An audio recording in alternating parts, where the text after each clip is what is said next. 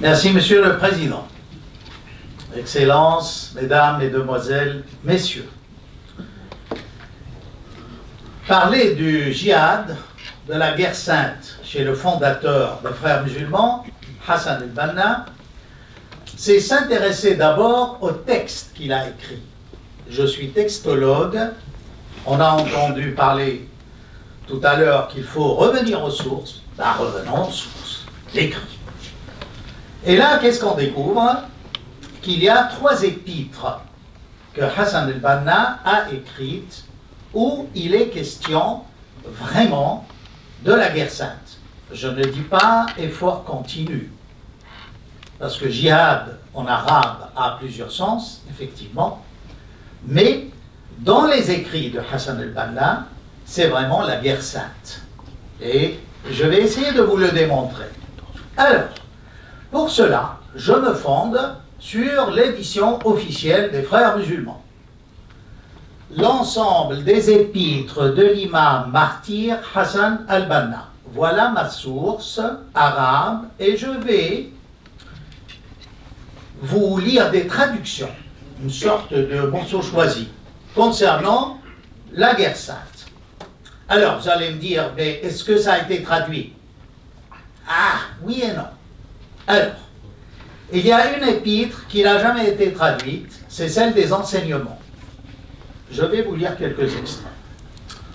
Une autre, qui est celle adressée aux jeunes, elle est traduite, mais tous les passages qui peuvent compromettre Hassan el-Banna et les Frères musulmans, les montrer sous leur vrai jour de terroristes, appelant un chat, ne sont pas traduits. Alors, je vous renvoie à la traduction. Bon, j'espère que je ne vais pas avoir de poursuite judiciaire, mais de Dar al-Tawhid à Lyon, qui a la bénédiction des 2 petits-fils du fondateur, les Ramadans, c'est-à-dire Tarek et Ali.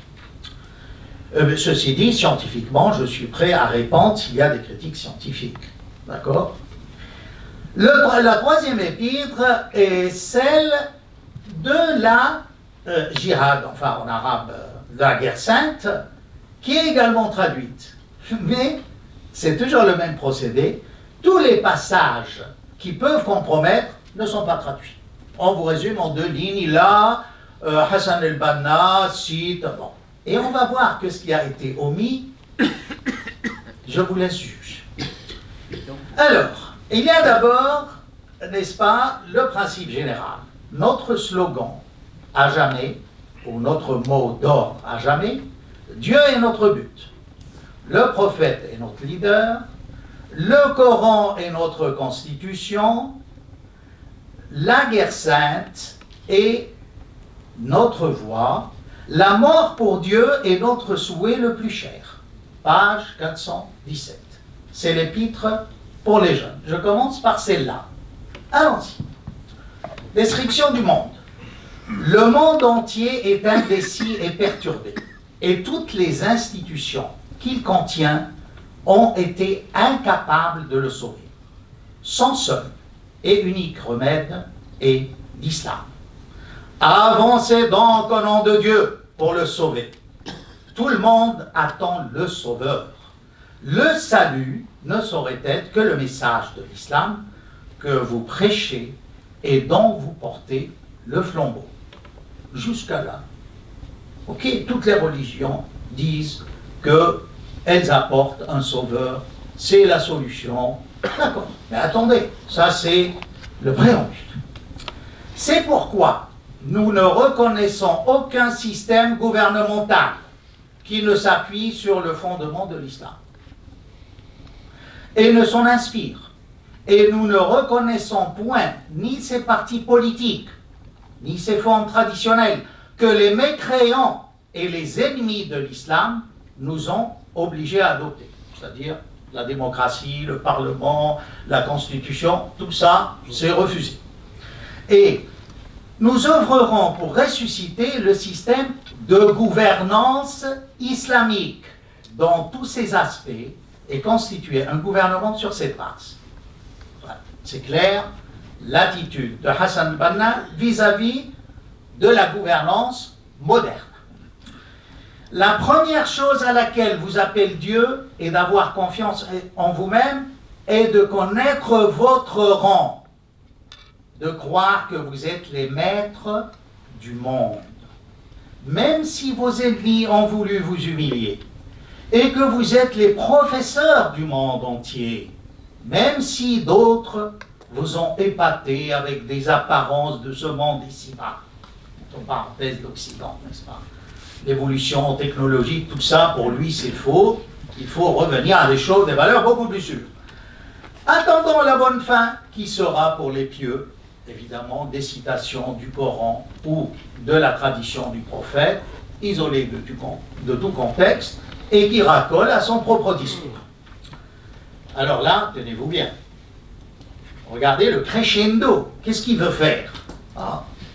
L'Égypte, la Syrie, l'Irak, le Hijaz, le Yémen, Tripoli, ça veut dire la Libye, à l'époque on l'appelait Tarabous, la Tunisie, l'Algérie, Marrakech, sous-entendu le Maroc, et le moindre lopin de terre où il est un musulman qui confesse qu'il n'y a de Dieu qu'Allah, tout cela est notre grande partie que nous cherchons à libérer et à sauver et à rassembler toutes ces parties et à les unir les unes aux autres. Page 420. Donc, vous voyez, il y a là une problématique. Il y a des musulmans en France. Dans cette perspective, ces musulmans doivent être rattachés au califat. Et là, je rejoins ce qui a été dit. Il n'y a pas de frontières dans ces États islamiques, dans cette conception. Et la source de Daesh, c'est les frères musulmans. C'est un des textes fondateurs avec le wahhabisme. Je continue. Continuons le crescendo. Il veut aller jusqu'où?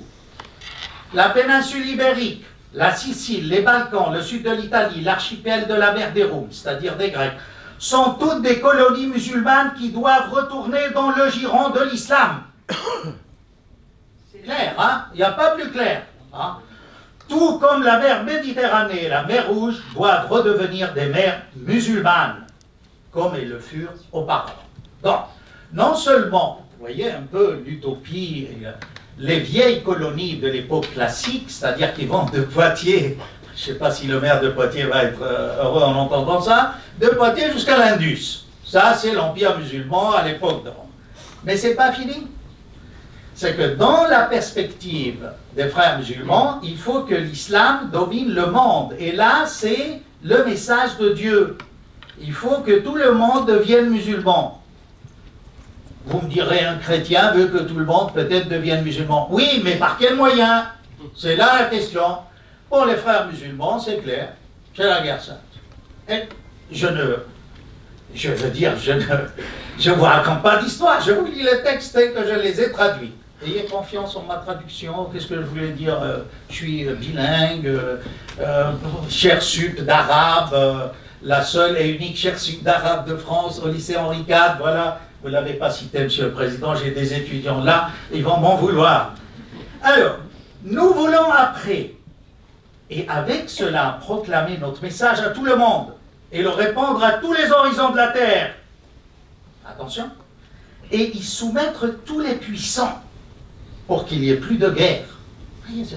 Voilà. Une bonne guerre musulmane, la planète est musulmane, ça y est, elle est pacifiée par l'islam. Hein? Et qu'est-ce qui se passe? Et alors, on cite le Coran, vous voyez, pour qu'il n'y ait plus de guerre, et que la religion entière soit à Allah. Et ce jour-là, les croyants se réjouiront de la victoire d'Allah, qui donne la victoire à qui il veut. Il est le fort, le clément. Page 421. Donc, vous voyez, le programme politique, en fait, c'est une invasion, une reconquête des colonies, une reconquête carrément du monde. Et ça, c'est dit avec une conviction incroyable. Bon, pour nous, ça nous étonne, on dit quelle naïveté. Mais on va retrouver ça dans tous les partis islamistes du monde entier, hein, que l'islam est la solution, que l'islam est le remède, qu'il faut que tout le monde s'adonne à la guerre sainte. Dernière chose, Nous estimons que la séparation entre la religion et la politique ne fait pas partie des préceptes de l'islam. Hein? Les bons musulmans fidèles à leur religion, qui en comprennent l'esprit et les enseignements, ignorent cette séparation. Donc, la laïcité, niet, il n'y a pas de laïcité, voilà. Qu'il nous quitte, celui qui ne croit pas à ça, hein, qui veut se détourner de cette voie, en fait, il est ennemi de l'islam, ou ignorant de l'islam. Voilà l'épître aux jeunes. Tous ces passages que je vous ai lus ne figurent pas dans l'édition, la traduction de l'œuvre de Al-Banna. Ça vous montre l'imposture. Hein? Alors, si Hollande et Fabius et compagnie se fondent sur cette traduction, prière d'embaucher des arabisants, des Lonzo, des je ne sais où, qu'ils vous traduisent les textes fondateurs, n'est-ce pas? J'arrive à l'épître des enseignements qui n'a jamais été traduit. Alors là, c'est extraordinaire. On se demande s'il ne se prend pas pour un prophète. Alors, il va dire. On commence, vous savez, toujours au nom de Dieu. Il y a une formule consacrée. Alors, comment lui, il cite cette formule? Grâce à Dieu. Et prière et salut sur l'imam des pieux et le chef des djihadistes, notre Seigneur, Mohammed, le prophète fidèle, et sur sa famille et ses compagnons, et ceux qui ont suivi leur voie jusqu'au jugement dernier. Petite question. A-t-on le droit, en islam, là c'est l'islamologue qui parle, hein, d'ajouter à une formule consacrée ce qu'on veut, d'intercaler? Lui-même, à la fin, il cite les autres façons de citer cette formule. Elle n'y est pas. Le fait tout de suite d'accoler au prophète qu'il est l'imam des combattants de la guerre sainte, c'est une innovation, ça. C'est une bid'a. Et lui-même dit qu'il est contre les innovations. Alors pourquoi il les pratique? Alors, quelle est l'importance de cet épître des enseignements? C'est une épître consacrée à la branche armée de la guerre sainte. Et là, je rejoins les analyses de mon collègue suisse, c'est-à-dire l'organisation des frères musulmans est essentiellement un groupe armé. Alors, cet épître des enseignements vise à un stade particulier la formation des frères musulmans. Au bout d'un moment, vous êtes introduit dans ce qu'il appelle la phalange de Dieu. Donc, il a précédé le Hezbollah, c'est pas le parti de Dieu, c'est Katibatu Allah, la phalange de Dieu. Alors, écoutez bien, pour montrer un peu l'esprit de l'organisation de l'intérieur. C'est mon message aux frères djihadistes parmi les frères musulmans qui ont cru à leur haute vocation et leur sainte idée, et ont décidé sincère à la vivre ou à mourir pour elle. Ça revient comme un leitmotiv, il faut mourir pour Dieu. Il faut mourir pour Dieu. Il y a même, il emploie le terme Sina'atul Maut, l'industrie de la mort. Alors là, vous lisez des commentaires, oui, mais est-ce qu'il a bien voulu dire l'industrie de la mort dans la traduction? Sina'atul Maut, c'est l'industrie de la mort. Si vous fondez sur l'intertextualité, il est souvent question de préparer le musulman à mourir pour Dieu, pour que le message des frères musulmans de Dieu, il faut que la lumière de Dieu enveloppe notre planète, et le moyen, c'est la guerre. Quant aux autres frères, vous voyez qu'ils disposent de leçons et de conférences, de livres, des articles. Vous voyez qu'il y a... Alors, c'est peut-être pour cela que... Alors, bon, je ne vais pas... Alors, voilà, je vous ai lu un peu parce que c'est trop long, mais j'ai voulu absolument lire, n'est-ce pas? Parce que c'est des textes fondateurs. Alors, qui ne vient pas après nous raconter que ce n'est pas terroriste. Alors, je vous donne une autre. Un gouvernement musulman l'est vraiment tant que ses membres sont des musulmans qui respectent les obligations de l'islam, ne clamant pas leur manquement et qu'il applique les préceptes et les enseignements de l'islam. Jusqu'à là, d'accord. Mais là, alors que font les gens qui ne sont pas musulmans? Hein? En Iran, il y a bien des Arméniens. En Turquie, il y a bien un reste de chrétiens. Hein? Au Liban, et en Syrie, c'est une mosaïque d'ethnie et de confession. Comment faire? Il n'est pas mal, écoutez bien, il est pas mal d'employer en cas de nécessité des non-musulmans. Du coup, vous n'êtes pas citoyen, vous êtes exclu. C'est même pas le statut de dhimmi, c'est du n'importe quoi. Alors, il est pas mal d'employer en cas de nécessité des non-musulmans, mais pas pour les postes de direction publique. Peu importe la forme ou le genre que cela peut prendre, tant que c'est conforme aux règles générales du système du gouvernement islamique. Alors, il faut redevenir les guides du monde en répandant le message de l'islam partout. Qu'est-ce que j'entends par le djihad? Je cite. C'est l'obligation valable jusqu'au jugement dernier. Et le sens qu'exprime le dit du prophète, qu'il soit béni, qui meurt et n'a pas fait de razzia, ou n'a pas eu l'intention de le faire, meurt d'une manière anti-islamique, c'est-à-dire jahiliya, dans l'ignorance. La première étape du djihad, c'est renier l'affect, c'est le combat de l'âme dont on a parlé. Mais lui, il y a un hadith qui parle de ça, et ça, il va le traiter. Oui, 3 minutes. Et il va le traiter dans la 3e épître du djihad, dire que ce hadith n'est pas authentique. Qu'est-ce que c'est ce hadith? Je vais vous le dire. On revient de la bataille, on est revenu du petit djihad, maintenant c'est le grand djihad.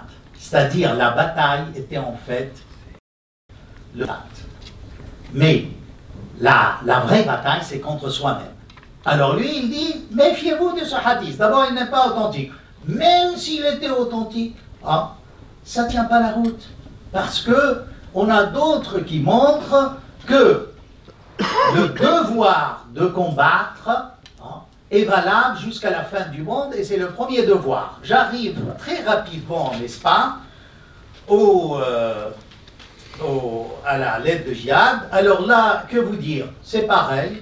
Il vous cite un verset du Coran pour nous expliquer qu'il faut faire la guerre aux chrétiens et juifs. C'est pour ça que ça n'a pas été traduit, ça. Hein?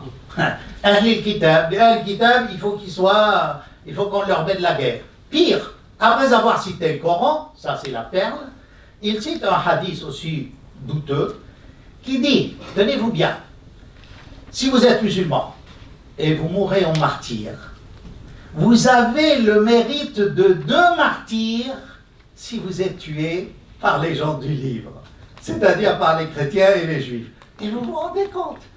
C'est une invitation à quoi? À massacrer son voisin. Hein? Alors là, je terminerai. Je dirai au président de la République française, comme j'ai montré par les textes, l'organisation des frères musulmans est une organisation terroriste. Il faut absolument la classer comme telle, et officiellement, et au niveau juridique. Je dirais que le Hezbollah ne l'est pas. Hein? Le Hezbollah défend, hein, une cause juste, qui est une résistance. Hein? Qui est une résistance. Alors qu'on sépare les choses et qu'on ne se mette pas à faire comme les Émirats, 82 organisations, où je sais. C'est pareil. On vous dit l'Iran est terroriste. Mais dites-moi depuis des années qu'a commis l'Iran. Hein? Dites-moi qu'est-ce qu'il a commis comme, par rapport. Et là, je dirais aux musulmans de France, élèves de Descartes, d'Alain qui a été cité là, professeur de Cannes, d'Hippocagne, que ni Daesh, ni les frères musulmans, ni le wahhabisme saoudite, ni Al-Qaïda ne représentent les sunnites.